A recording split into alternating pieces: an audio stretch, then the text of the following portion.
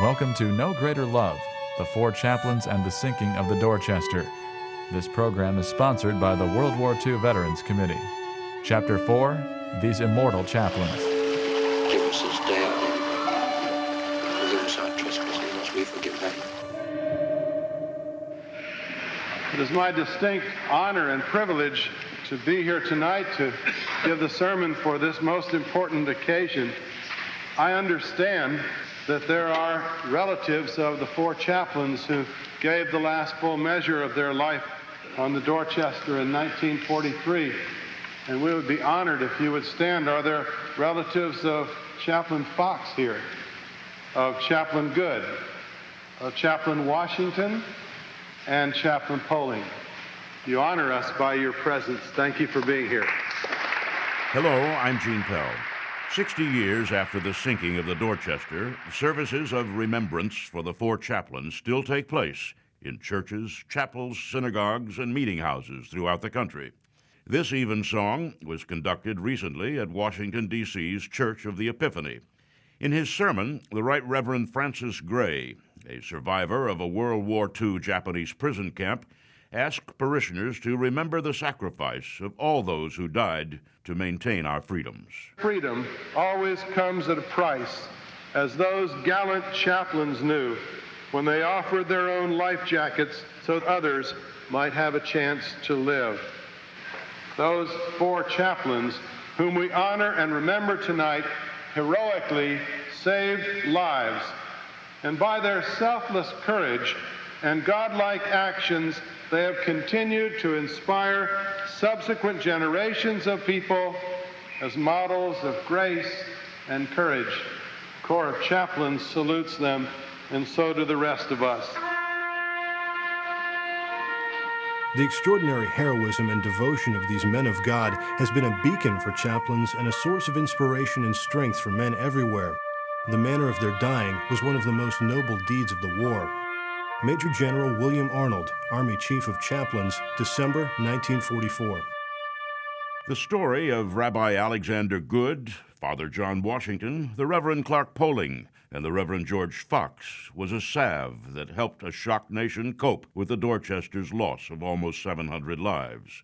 Their actions exemplified courage drawn from prayer, selfless sacrifice, and interfaith brotherhood. It gave a shot in the arm to war-weary Americans, a booster for the resolve needed to endure the trials of war. There were other heroes out there on the North Atlantic that fateful night who also helped to mitigate the pain of the tragedy and to lift hearts.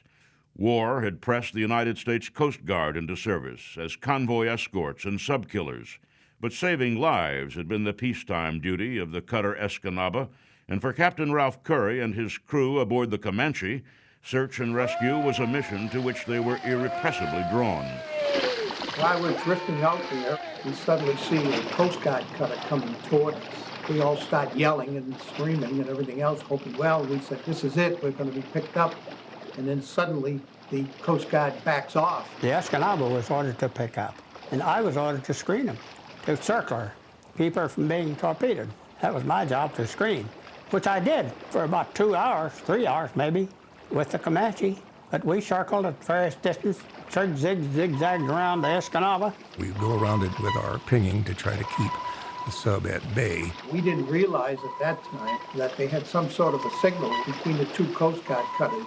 One would come in for 15 minutes and pick up survivors without stopping, moving not too fast, but picking up survivors all the time.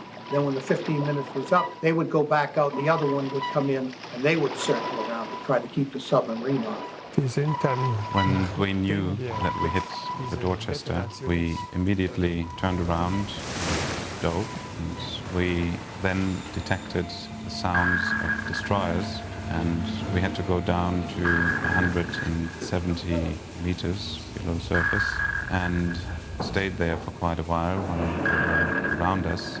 We knew that they would screen us or detect us by sonar. And it was a strange feeling for us to know that. We discovered later that they went down to the bottom, and they lay on the bottom for all those hours because they were afraid of our depth charges, which we weren't able to do because of the men in the water. We could not put out a depth charge, it would just automatically be a disaster for them. There are some men in the water just about there. Well, there's a U-boat just underneath. When we came close to the Escanaba, they had a rope ladder hanging across the ship, and they told us to climb up into the boat.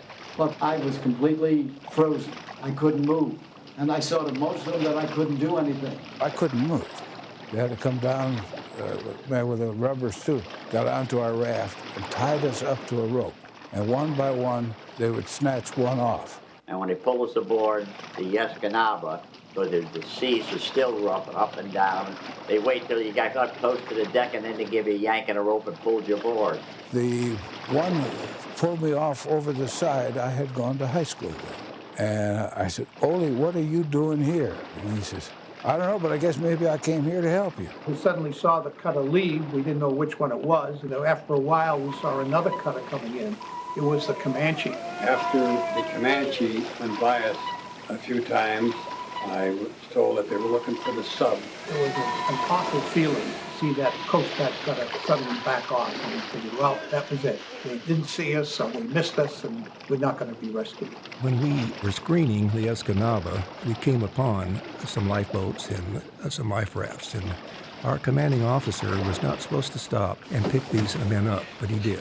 He almost disobeyed orders, you might say. 4 or 5 o'clock in the morning, we ran across a lifeboat, 40, 50 people in it. I was supposed to screen, but I couldn't let those people go. And then they finally stopped and threw these cargo nets overboard. And most of us climbed the cargo nets, but quite a few of us were so cold we couldn't bend our fingers. So many of the guys from the cutters went over the side and come down and helped us into the Comanche. There was quite a problem getting those people aboard. They couldn't climb in by themselves. The boat was too big to hoist, and we had a net over the side for them to climb up, but they couldn't climb that up. Commander of the Comanche, I assume, he used a megaphone to speak to us, and he said that we're only going to stop for 1 or 2 minutes, and we've got to board you during that time. So when we come alongside, you get up as fast as you can. I'm trying to get them to get these people aboard. Let's get going. You can't sit there like a wounded duck. And the thing is, the ocean was so rough that they asked us to get off of the boat when the boat was in upper position. Because once it went down in the lower position, the people would get crushed by the lifeboat. There was one man below us there. He grabbed the landing nets halfway down and got stuck there. And the lifeboat came up and hit him against the ship, crushed him. Thank God, the Coast Guard jumped over the side, came down the net, grabbed me, and pulled me up onto the deck. We had some men about halfway down on the cargo net were helping them up.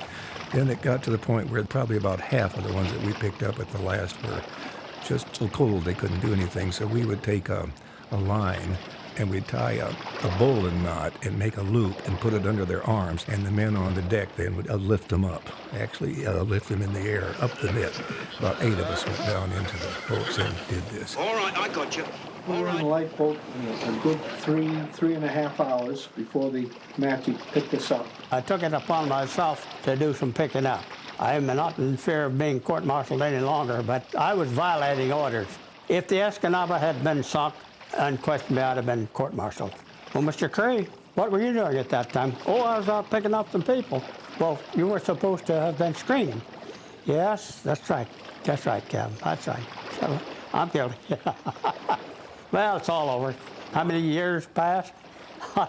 Now that we got away with it, I'm glad that they were picked up, because I don't think they wouldn't have been picked up if we hadn't done it. Well, we were on the life raft 7.5 hours before they picked us up. All we picked up and were able to get were the ones that were in the lifeboats in the life rafts. But during that time, we ran through acres of the red lights that were on. And the men that were on the Dorchester, when they hit the water, that's their first thing they do is turn on the light by hand. They're instructed to do that. So we knew they were all right when they hit the water. But by the time we were able to get to them, they were all gone. They were all dead.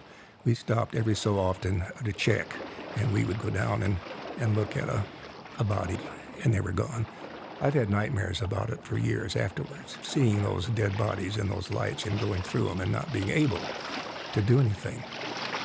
One of the scenes that keeps me up at night is the one in which the rescue ships came looking for these men in the water, and they found little red lights spread all over the ocean. And when the ships came up to pick up these men, they found that these lights were attached to a corpse. Dan Kersman is the author of a forthcoming book about the four chaplains. Can you just imagine how those men on the Coast Guard cutters who were hoping to pick up these men, how frustrated they were when they saw that they were too late, that all these men were dead while the lights kept shining brilliantly? The Dorchester had so many things working against it. The ship was torpedoed at night. All of the warning systems broke down immediately. There were no internal communication systems. Many of the men aboard the Dorchester didn't know what to do. And the fact that only 2 of the 14 lifeboats ever launched properly, all of those things contributed to the heavy loss of life. Just a bad luck situation all around. World War II Navy captain and author Franklin Daly. Of course, she went down by the bow very fast, and once the ship takes a list to starboard or port or down by the bow or stern, all of the lifeboat launching mechanisms are not in the right plane to launch lifeboats. Everything becomes a great deal more difficult. And the transports, in my experience, that were torpedoed in the daytime and which settled evenly down, they sank by sinking straight down, and they gave you maybe 12 or 14 hours. In those ships in calmer waters, they would get the lifeboats launched, and they would save 95% of the men. And here you were in icy water when you really needed those boats, because if the water had not been freezing, then it's possible that a lot of these men could have survived in the water just with their life jackets on. But here they couldn't. The unforgiving Atlantic claimed its victims and then seized them. Water eventually soaked into the kapok of the life vests, and hundreds of men fell like a slow rain toward the ocean floor, lost at sea. A few of the men in the water survived long enough to be rescued, but it was mostly those fortunate to be in lifeboats, rafts, and donut floats who were pulled to safety. The Escanaba hauled up 133 frozen men as if they were cargo. The Comanche saved 97 more. They pulled us up beside the boat. They put us in bed, took our clothes off, cut blankets, and covered us. Put us in this nice white Coast Guard blankets, and we got them so dirty it was pathetic. They said, anybody, can you move your hands, start rubbing? If not, you're going to get frostbite. So I rubbed you, somebody else rubbed me. And that's how I got the circulation in my feet. Dr. Nix, who was the doctor on the Escanaba, put me on a table, a galley table, took off all my clothes, and put 5 men on me and told them to rub. One on each arm, one on my body, and one on each foot and leg. My feet did not respond immediately, and that's what they were worried about. I heard talk about amputation. They were busy all the time helping the guys. They massaged them for hours. And I said to the one guy, I said, gee, I'd like to stay here for quite a while. He said, no, you wouldn't. I said, why? And he nodded his head. Behind the table was maybe 8, 10 bodies, all naked, all piled up, all dead, all GIs. And, you know, they couldn't save. They picked them up, but they were already dead when they picked them up. The men were laying all over the floor, all over. And they had to use blankets and sheets to cover the bodies. And when I walk upstairs, there was a pile of bodies, just piled up, just thrown on.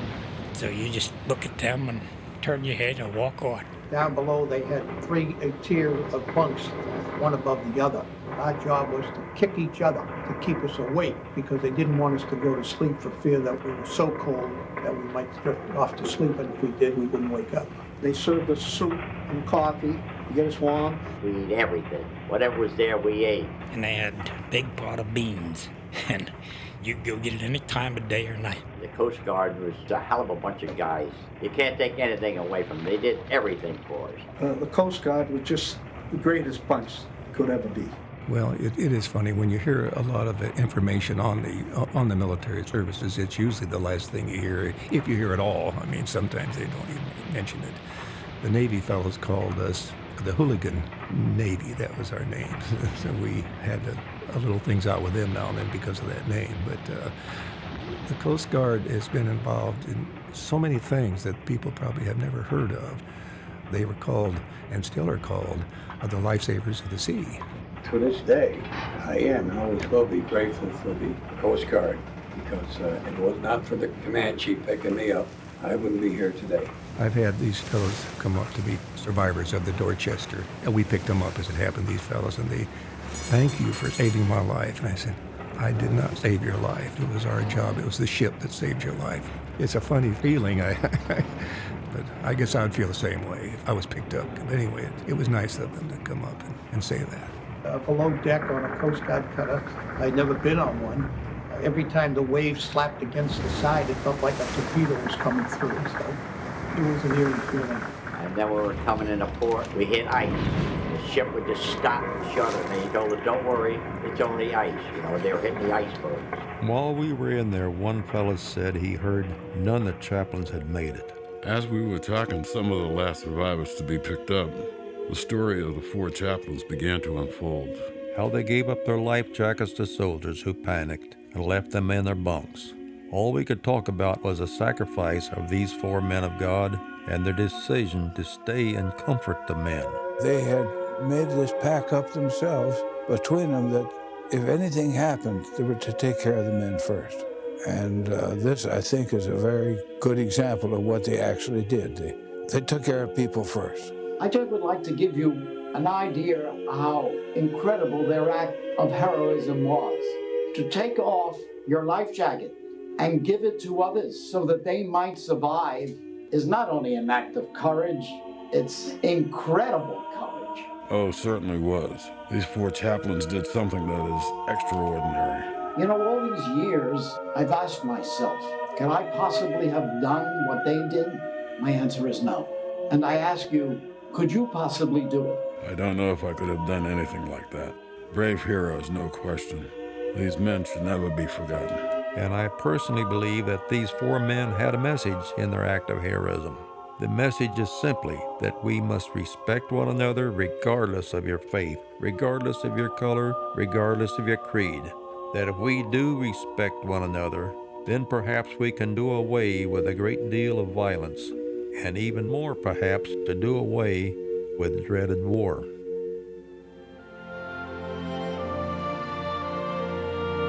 No Greater Love, The 4 Chaplains and the Sinking of the Dorchester will return in a moment.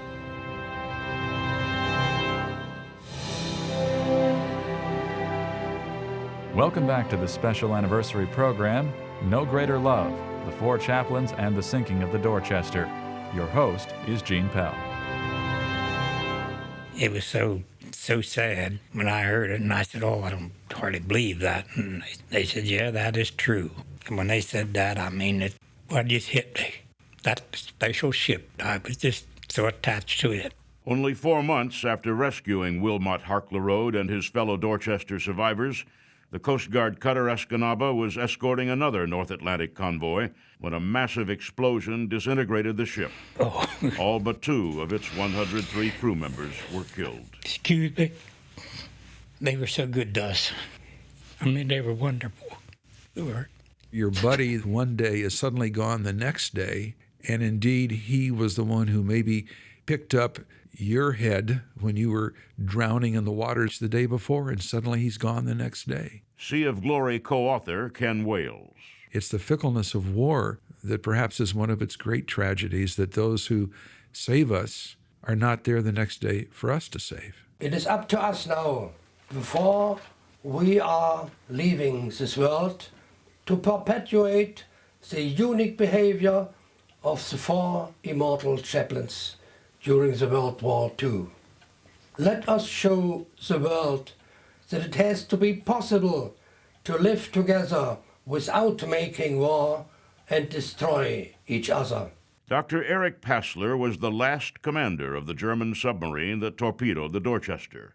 U-223's turn came in July 1944, when it was sunk by U.S. destroyers. The U-boat threat had run its course. Over 27,000 died in the iron coffins, including 2 sons of Admiral Dönitz, the architect of the U-boat peril. He was among the Nazi leadership convicted and sentenced at Nuremberg. I think that this is very important in trying to evaluate the four chaplains in history. Dan Kersman. Well, to me, the four chaplains were symbolic of the fact that America was becoming, if it had not already become it, a country that fostered brotherhood among all peoples and bringing all religions together as compared to Nazi Germany at that time. And so they were fighting for completely opposite ends. The symbolism of the four chaplains was not lost on the American public, which viewed World War II as a crusade against evil Axis powers. The story hit like a thunderbolt and lifted the morale of a nation in the middle of a terrible war. Their timeless lessons in faith, courage, and fellowship have been honored many times since. In 1948, the United States Postal Service issued a special 3-cent commemorative stamp bearing the words, "These Immortal Chaplains, Interfaith in Action." Likenesses of Alexander Good, George Fox, John Washington, and Clark Poling float high above the sinking Dorchester. The 3-cent black and white stamp and a first day cover appeared, and I remember Dad proudly getting me my copy because I collected stamps at that time. It was about the time, too, that Harry Truman dedicated a library and museum to the memory of the four chaplains, and there was almost a movie set. It had Gothic arches, murals on the wall with paintings of the incident of the Dorchester. But perhaps the most significantly meaningful part of that chapel that seated over 200 people was the worship center that revolved. And a third, 120 degrees in each section, was devoted to a Protestant worship center, a Catholic worship center, and a Jewish worship center. Dan Poling, father of Chaplain Clark Poling, founded the Chapel of the Four Chaplains at Temple Baptist Church in Philadelphia. It was dedicated in 1951. The four chaplains lived up to the moral standard that declares, "Greater love hath no man than this, that a man lay down his life for his friends." Men can die heroically as brothers, so they should live together in mutual faith and goodwill. President Harry S. Truman. Over the years, presidential proclamations and congressional resolutions have memorialized and honored the four chaplains.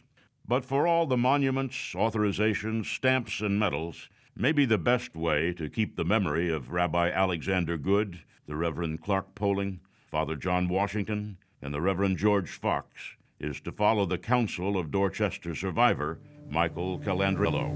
What better monument to these four chaplains of different faith can be erected than to have etched in our minds and hearts the sight of these men of God, staying with their flock, giving them strength and faith as they entered eternity. Eternal rest grant them, O Lord. Let your perpetual light shine on them, that they may rest in peace. Amen. Amen. I'm Gene Pell. Thank you for listening. You have been listening to No Greater Love, the Four Chaplains and the Sinking of the Dorchester. Unidentified voices in this program were those of Dorchester survivors Michael Warish, Ben Epstein, William Kramer, Paul Jorgensen, Walter Miller, James Erdley, Henry Gogan, Edward Dione, and Hugh Moffett, Coast Guard rescuers Dick Swanson and Captain Ralph Curry, and U-boat crewman Bosch Poser. No Greater Love was sponsored by the World War II Veterans Committee and the Chapel of Four Chaplains, and was produced by Radio America in association with Media Works and the Immortal Chaplains Foundation.